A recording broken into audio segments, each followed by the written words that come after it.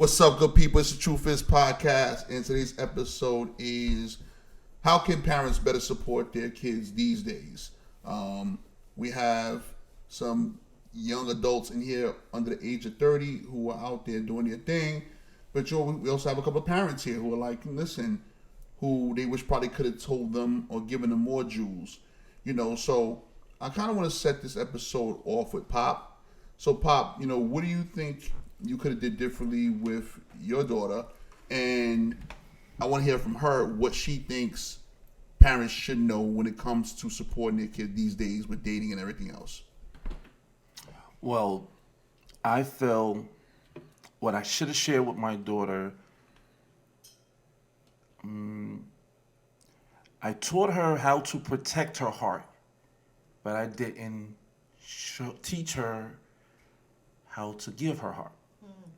So she goes into dating, as far as I see, as protecting her heart, not letting her feelings show, not letting a person in so much.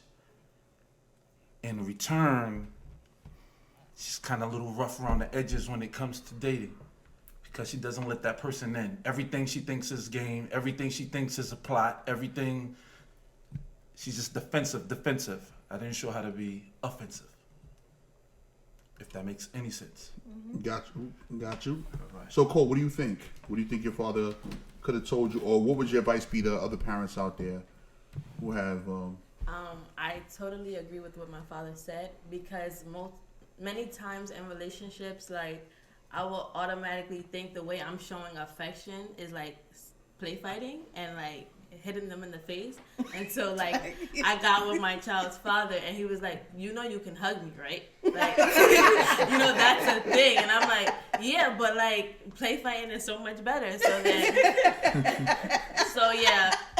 And you've always been like that. Yeah, so showing affection, opening up my heart, saying I love you, that's big for me. And saying like I'm sorry and being vulnerable. And this is not like just with dating, this is with like friendships and like other type of like family relationships, dating relationships. This is with a lot. Okay. So,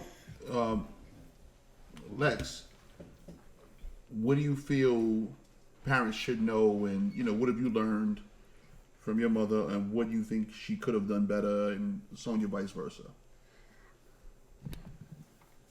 I think the biggest takeaway from my mom personally is really like how to be a lady overall. In my development stages, I would say in high school, if we're being like completely honest and transparent, we went through a really big major loss during my teenage years. And I call those like my awareness years where, you go through your first heartbreak, you start to learn who your friends are, who you are, who you're becoming, and really starting to experience life or what like it truly is. And because we went through such a big loss, we both were trying to find our footing in the world. So it left space and gaps for certain lessons that could have been taught, certain situations that we could have really went through together and figured out, especially when it came to dating and heartbreak and learning to choose your friends and seeing people for who they are. Just like how Pop was talking about teaching Nicole, how to protect her heart. I wish I would have gotten how to, protect mine. I'm very much so like, my standoffish personality when it comes to dating is very much so like through observing and learning and being hurt. I learned from all my friends because my friends are older than I am, and I seen what they went through because I was the youngest in the group, so I was very observant. So what I would make parents say to parents is just be a little bit more attentive to your children and be more aware, especially when life starts to happen. We live like in a really, really crazy world where high schools, elementary schools, colleges are being shot up literally every single day. And those things and those events are traumatizing. So as much as like children or teenagers want space from their parents, I feel like this is just the time to kind of hold on to them a little bit more, and not in the sense of being like protective, like you can't go anywhere, but just to have real open conversations without getting defensive, without taking things personally, and to really heal your children for what they're really saying. Like, have the conversations with the intent to understand how they feel, and not with the intention to like respond or chastise, because what they're feeling is valid. It's their experience. And, you just want to be able to help and guide your children through that, even though, parents are still learning themselves and are experiencing these things with us. But you guys, just have a little bit more wisdom than we do and a little bit more rational, than we are. Sonia? Well, I totally agree with Alexis. There was a time where I was not present for her during the high school days, and she kind of figured things out on her own because I was not emotionally present. So, I agree with the fact that there's some things that she experienced that she didn't have to. If I was there and present, I was there, Yeah. but physically, I was there. Thank you. But emotionally and even mentally, I wasn't there. All I did was react. You hurt her, I'm coming. But really, if I was present, maybe that hurt wouldn't have taken place. I would have noticed it. But I think considering the fact that I missed that time, that she grew up to be strong. The only thing that I would wish I said then, and I would say it now, is to guard your heart. To guard your heart, and don't close it, guard it. The first person that comes along and seem like he's God sent may not be God sent. That's how I operate. Some people call that cold. Some people may call that unapproachable or whatever. But I think that's important. To always have your heart open so fast can be, it could be a problem. So I think I wished during that time, which is the most important time of a young lady's life, that I was more present. And that's why now I try to have more conversations with her. When I know she's being some kind of way or she's not herself, I ask questions. Sometimes she'll talk and sometimes she won't. And she had taught me how to listen and not be such a mother. Because the first thing you want to do is fix it, but to listen and understand her point of view. And if she asks me, well, Ma, what do you think, or what's your opinion, then I'll offer it. So, Kay. So, you know what? But you have. What do you, so what do you feel like you would need from your parents, or what they've instilled in you that have helped you be successful? How would you answer that question? I watched my parents. I lived in a 2-parent household. I watched my father provide for everything. We did not ask twice. He paid all the bills, and my mom sat at home and she read her word and she instilled all the godly things. Make sure you're evenly yoked. Your husband comes first. You serve his plate before you serve the kids. So I took on a wife role when I was just a girlfriend. When I wasn't even a girlfriend, I was just a friend. So I feel like I wish I would have had balance. There was no balance. It was like, this is how a woman's supposed to be. And then I took that and I gave that to everybody when it was only supposed to be for my husband. That's big. Yeah. That's big. It's not my show. I'm done. Can I just interject? And you still do that a little bit. I You do. try, and we I had that have- conversation. Well, yeah, she wants to take care of everybody by any means necessary, even it means a detriment to her health, her finances. She can be dead tired. Like she would say, Hey, I was about to say this. I'm sorry. I want to say it real quick. I was going to say it. Kay, you're sitting next to your twin. Yeah. I was gonna say. That's what I wanted to say. yeah. You're sitting next to your twin. You just described her. Yeah, yeah. But that's how she is, and I had to have a conversation with her. Like, put yourself first. Stop doing this and that for everybody, and you left with nothing. You exhausted, finances exhausted, everybody's happy running off with what you gave them, but you don't have. And you know, I know you're getting emotional about it, but we did have this conversation. It's your time. It's your time to take care of yourself and live for yourself. Everybody's gonna have a handout, and they know Kay. They can get it from Kay, and she will do it. Okay, that's over now, and that doesn't take anything from you as your heart and who you are as a woman.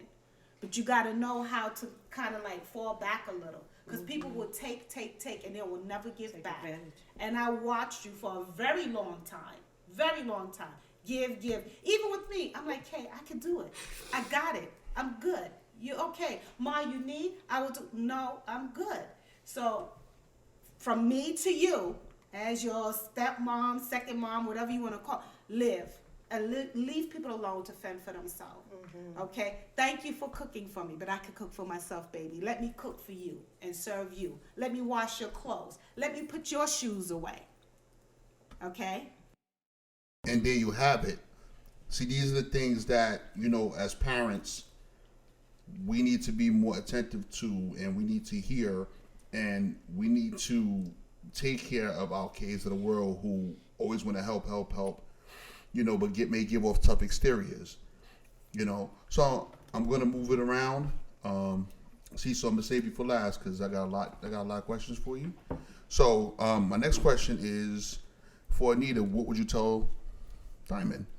And Diamond, what do you feel that your mother has, you know, given you to help you to be successful? Well, I've always been an open book. Not that I was a perfect parent, but I've always been an open book. And with my kids, I've always taken my experiences and what I've been through. I let them know. And like, I'm listening to Kate. She should have been my child because she's exactly like me, you know, for neglecting myself, forgetting myself, making sure everything and everybody around me is happy. And at the end of the day, I'm not. Right. You know what I'm saying? And so I never instilled that behavior in my children. I always let them know, and I took what I did or what I didn't do or how things ended up bad. I share it with my kids and say, listen, because you watched me do it, that doesn't mean you have to do it.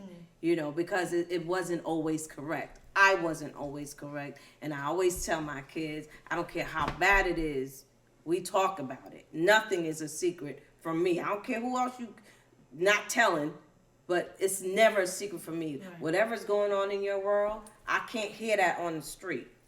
If it has potential that I can hear it, you better come and let me know. You know, so I wasn't a perfect parent, but I gave my kids all I had. You know, so what else would I give them? I don't know. You know, where I lacked, I don't know. They would have to be the ones to tell me that, because I'm sure I did lack some things. But at the end of the day, I gave them all I had. Diamond, what do you have to say? I would agree. I feel like we started having more transparent and open conversations when I became an adult. True. And I think I needed it more as a teen. And I know as a teenager, I was very protected. I was very coddled and babied. And I didn't need that. Right. I needed more transparency. Because from what you did tell me, can I like be? Yeah. From what you did tell me about, like, you know, you don't follow what I do, but I'm watching what's happening and hearing a different thing. So I think I needed more transparency on this is why you don't follow what I do.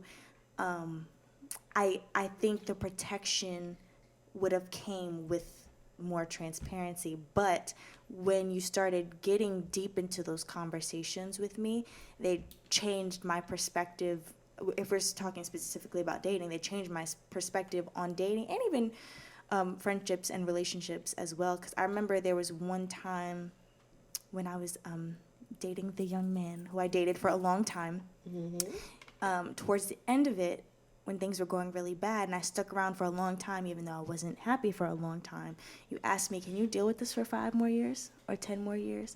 And that changed everything, and I just needed to hear it said in that way. And that's when you told me, like, how it starts is how it's going to be. You can expect it to be that way. And that was like the first time that I kind of understood what you had gone through in your marriage, in your relationship or whatever. And the first time I understood that, oh, like, sticking it out looks a certain way, but you don't stick it out for everything. So, yeah. Very well said.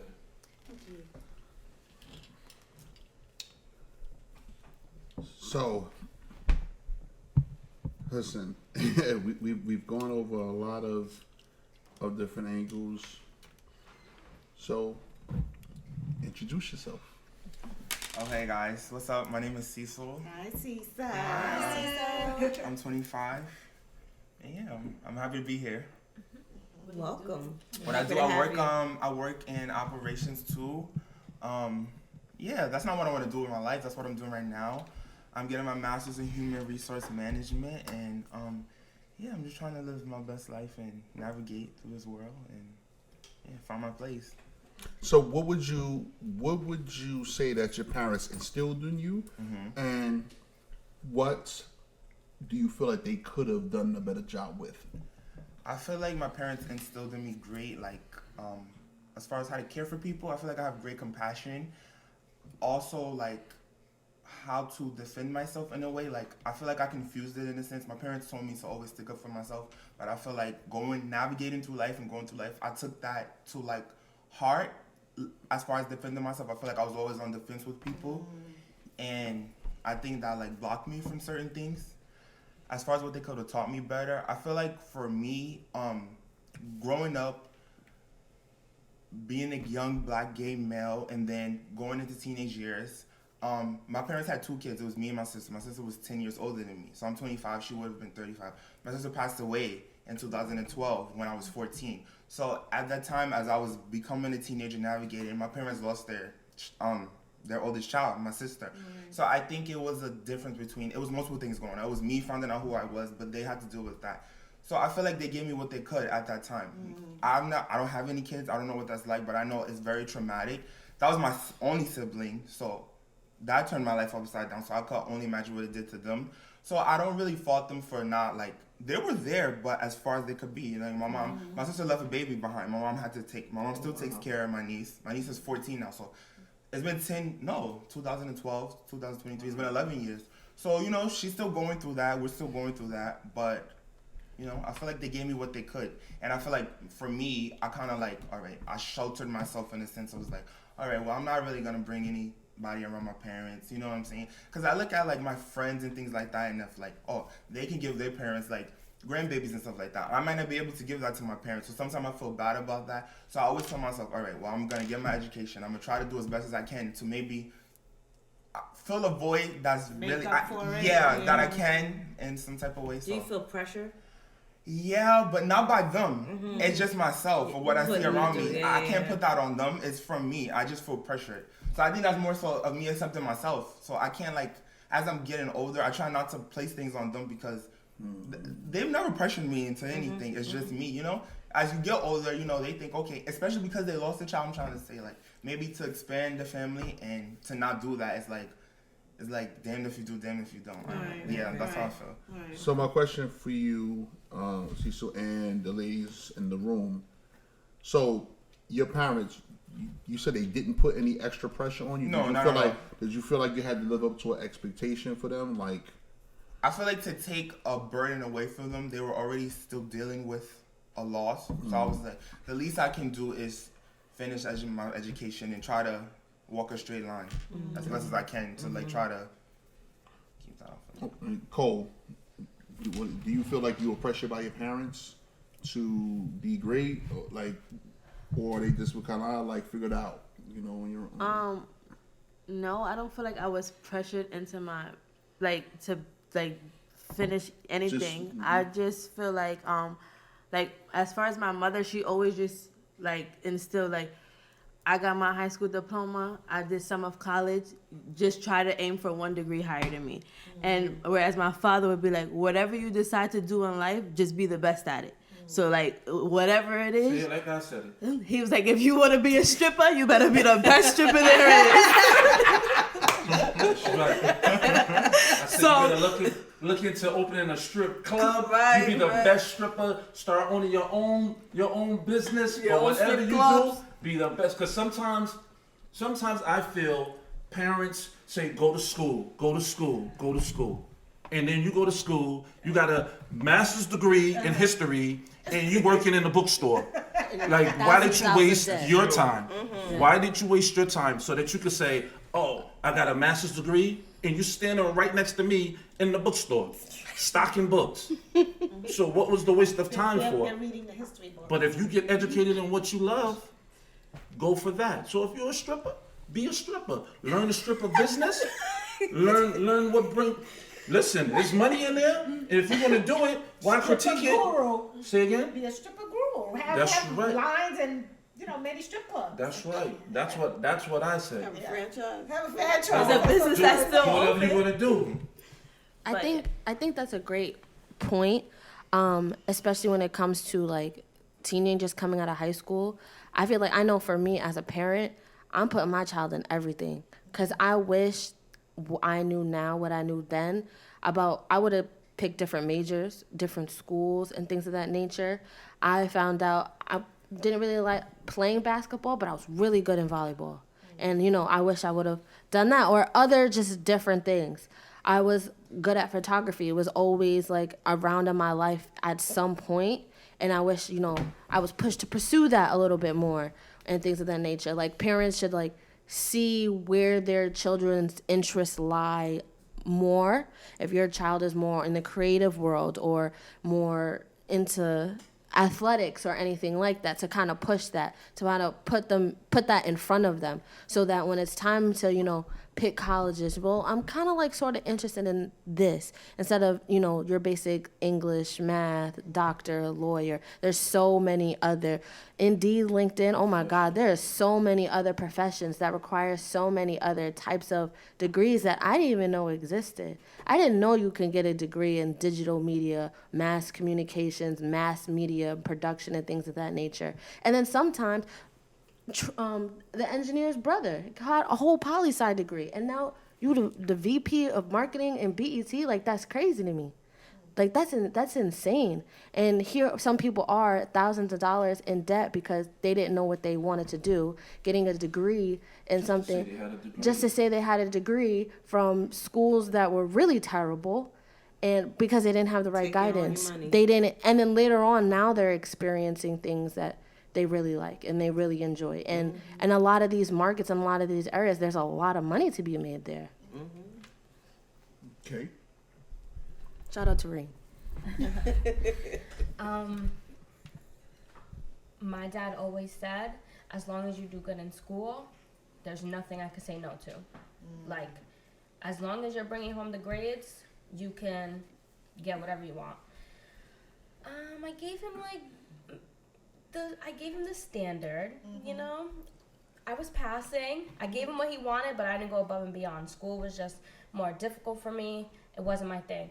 But I saw how hard my dad worked, so I knew I had to do something. So I went to the Navy right out of high school because I needed discipline. I needed to figure life out. I needed to figure out something. And then I finished that, and he was like, okay, now what are you going to do? And I was like, well, I still really don't know.